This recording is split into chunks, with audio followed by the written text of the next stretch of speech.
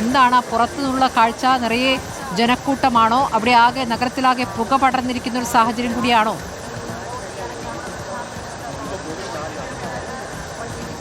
സ്മൃതി, ഞാൻ നിൽക്കുന്നത് ഈ ജയലക്ഷ്മി സിൽക്സിനോട് തൊട്ട് ചേർന്നുള്ള ആനിഹാൾ റോഡിലാണ്. ഇവിടെ നിന്ന് ഈ ഭാഗത്താണ് ആൾക്കൂട്ടം എന്ന് പറയുന്നത്. ഈ ഭാഗത്ത് അത് നേരെ പുഷ്പ ജംഗ്ഷനിലേക്കൊക്കെ എത്തുന്ന ഫ്രാൻസിസ് റോഡിലേക്ക് എത്തുന്ന ഭാഗമാണ്. ഈ ഭാഗത്ത് നിറയെ ആൾക്കൂട്ടമുണ്ട്. പക്ഷേ പോലീസ് വളരെ കൃത്യമായി തന്നെ ആനിഹാൾ റോഡിലേക്ക് ആളുകൾ എത്താതെ ഈ ഫയർഫോഴ്സിൻ്റെ പ്രവർത്തനത്തെ, രക്ഷാപ്രവർത്തനത്തെ തടസ്സമാവാത്ത വിധത്തിൽ ആളുകളെ നിയന്ത്രിച്ചൊരു ഭാഗത്ത് നിർത്തിയിട്ടുണ്ട്. ഈ ആനിഹാൾ റോഡ് കഴിഞ്ഞ് നേരെ എത്തുന്നത് നമ്മുടെ റെയിൽവേ സ്റ്റേഷൻ്റെ മുൻപിലെ ഭാഗത്തേക്കാണ്. ആ ഭാഗത്തുകൂടിയാണ് ഫയർ എഞ്ചിനുകൾ കടന്നുകൊണ്ടിരിക്കുന്നത്. ഇപ്പോൾ 3-4 ഫയർ എഞ്ചിനുകൾ ഈ റോഡിൽ നിന്ന്, ആനിഹാൾ റോഡിൽ നിന്ന് മാത്രം രക്ഷാപ്രവർത്തനം നടത്തിക്കൊണ്ടിരിക്കുന്നു. നാട്ടുകാർ നേരത്തെ സൂചിപ്പിച്ചതിന് തൊട്ട് പിറകിൽ ഈ പറയുന്ന ആനിഹാൾ റോഡിൻ്റെ ഈ ഭാഗത്ത് എഞ്ചിനുകൾ എത്തണം എന്നൊരു ആവശ്യം നേരത്തെ നാട്ടുകാർ പറഞ്ഞിരുന്നു എന്ന് പറയുന്നു. ഇപ്പോൾ രക്ഷാപ്രവർത്തനം നടത്തിക്കൊണ്ടിരിക്കുന്ന ഈ ആനിഹാൾ റോഡിൻ്റെ ഈ ഭാഗത്ത് ഇപ്പോൾ ഫയർ എഞ്ചിനുകൾ കാണുന്ന ഈ ഭാഗത്ത് 2-3 ഫയർ എഞ്ചിനുകൾ ഇതിന് മുന്നിലായിട്ടുണ്ട്. ഈ റോഡിൽ നിന്ന് മാത്രമാണ് ഇപ്പോൾ ഫയർ എഞ്ചിനുകൾ ഈ ജയലക്ഷ്മിയുടെ പിറകു ഭാഗത്തേക്ക് പമ്പ് ചെയ്തുകൊണ്ടിരിക്കുന്ന വെള്ളം. അങ്ങനെ പമ്പ് ചെയ്തിട്ടും നോക്കൂ, ഈ ഭാഗത്ത് ഇപ്പോൾ പിറകു ഭാഗത്ത് അവിടെ തീ അണയ്ക്കാൻ സാധിക്കുമ്പോഴും ഉള്ളിൽ നമുക്കിപ്പോഴും അവിടെ തീ കത്തുന്നതിൻ്റെ ദൃശ്യങ്ങൾ കാണാം. അതുപോലെ തന്നെ ഇതിൻ്റെ മുകൾ നിലയിൽ തീ കത്തുന്നത് കാണാൻ പറ്റും. നാട്ടുകാർ പറയുന്നത് ഇതിന് നേരെ ഓപ്പോസിറ്റ് ഭാഗം എന്ന് പറയുന്നത്, ഇതിന് നേരെ അപ്പുറത്തെ ഭാഗത്ത് എന്ന് പറയുന്നത് അവിടെയും തീ പടരാനുള്ള സാധ്യതയുണ്ട്. നമ്മളിപ്പോൾ ഈ ഒറ്റ ഭാഗത്ത് മാത്രമാണ് കണ്ടുകൊണ്ടിരിക്കുന്നത്. ഈ ആനിഹാൾ റോഡിനോട് ചേർന്ന് കിടക്കുന്ന ജയലക്ഷ്മി സിൽക്സിൻ്റെ ഒരു ഭാഗം മാത്രമാണ് നമ്മൾ ദൃശ്യങ്ങളിൽ കാണുന്നത്. ഇതിൻ്റെ മറുഭാഗത്ത്, ഇതിൻ്റെ ഉൾഭാഗത്ത് എന്ത് സംഭവിക്കുന്നു എന്നറിയില്ല. കാരണം തീ അപ്പോഴും അവിടെ അകത്ത് കത്താനുള്ള സാഹചര്യമുണ്ട്. കാരണം തീ പെട്ടെന്ന് ആളിപ്പടരാം, തുണിത്തരങ്ങളാണ്. അതുകൊണ്ട് തന്നെ അവിടേക്ക് തീ പടർന്നിട്ടില്ല എന്ന് പറയാൻ സാധിക്കില്ല.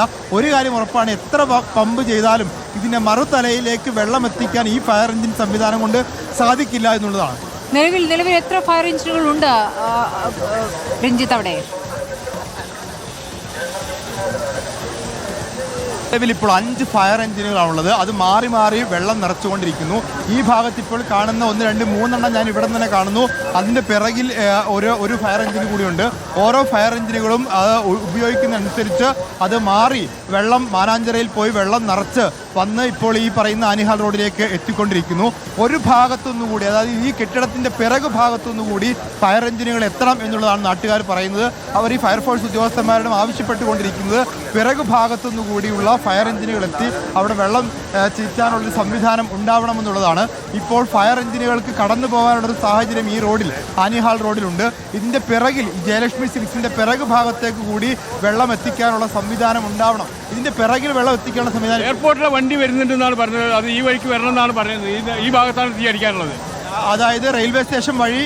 അതെ, നമ്മളെ PVS ഹോസ്പിറ്റലിന് മുന്നിലൂടെ ഇങ്ങോട്ട് വന്നാൽ, എയർപോർട്ടിലെ വണ്ടി ഇവിടെ വന്നാൽ ഇപ്പം നല്ലതാവും. എയർപോർട്ട് വണ്ടി എവിടെ എത്തിയെന്ന് അറിയില്ല, പോലീസ് പറഞ്ഞതാണ് ഇപ്പോൾ വരുന്നുണ്ടെന്ന്. അപ്പോൾ ഈ ഭാഗത്ത് നേരത്തെ കെടുത്തിയതാണ്, അത് വീണ്ടും കത്തിക്കൊണ്ടിരിക്കുകയാണ്. അതാണ് പ്രശ്നം. അപ്പോൾ ഈ ഭാഗത്തു നിന്ന് വെള്ളം അടിക്കുന്നത്, ഇവിടെ നിന്നിട്ട് അടിച്ചാൽ ശരിയാവും. എയർപോർട്ടിൽ നിന്നുള്ള വാഹനം, എയർപോർട്ടിൽ നിന്നുള്ള ഫയർ ഫോഴ്സിൻ്റെ യൂണിറ്റ് എത്തുന്നു.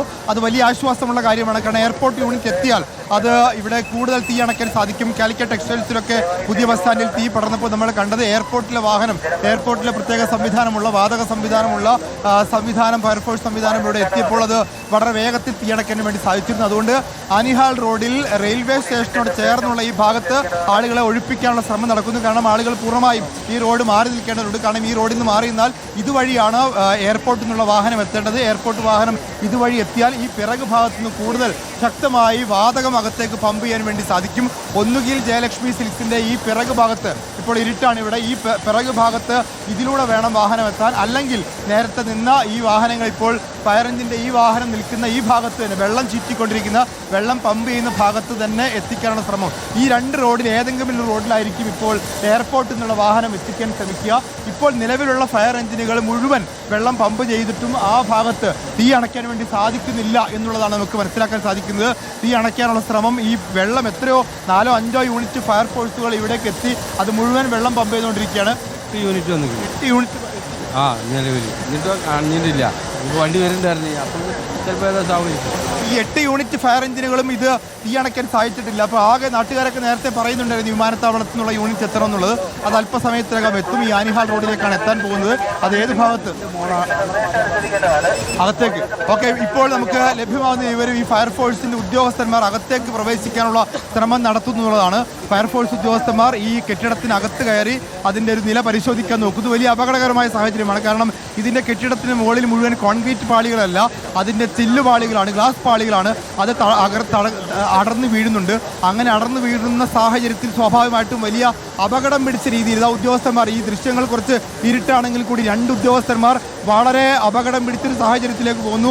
അതിൻ്റെ ദൃശ്യങ്ങൾ നമുക്ക് കൊടുക്കാൻ സാധിച്ചാൽ, അതായത് ഈ ഉദ്യോഗസ്ഥന്മാർ കെട്ടിടത്തിന് മുകളിലേക്ക് ഏണി വെച്ച് കയറുന്നൊരു കാഴ്ച നമ്മൾ കാണുന്നു. അവർ ഉള്ളോട്ട് കയറി നോക്കുന്നത് വളരെ അപകടം പിടിച്ചൊരു സാഹചര്യം ഉണ്ട്. എങ്കിൽ കൂടി അവർ ഉള്ളിൽ കയറി എന്താണ് അകത്ത് സംഭവിക്കുന്നത്, എത്രത്തോളം തീപിടുത്തം ഉണ്ടായിട്ടുണ്ട്, അകത്തേക്ക് തീ പടർന്നിട്ടുണ്ടോ എന്ന് നോക്കുന്നതിന് വേണ്ടി എല്ലാ സുരക്ഷാ സംവിധാനങ്ങളോടുകൂടി 2 ഉദ്യോഗസ്ഥരെ ഇപ്പോൾ ഫയർഫോഴ്സ് അകത്ത് എന്താണ് അവസ്ഥ എന്ന് നോക്കാൻ വേണ്ടി ഇപ്പോൾ 2ാമത്തെ ഉദ്യോഗസ്ഥനും കൂടി കയറുന്നുണ്ട്.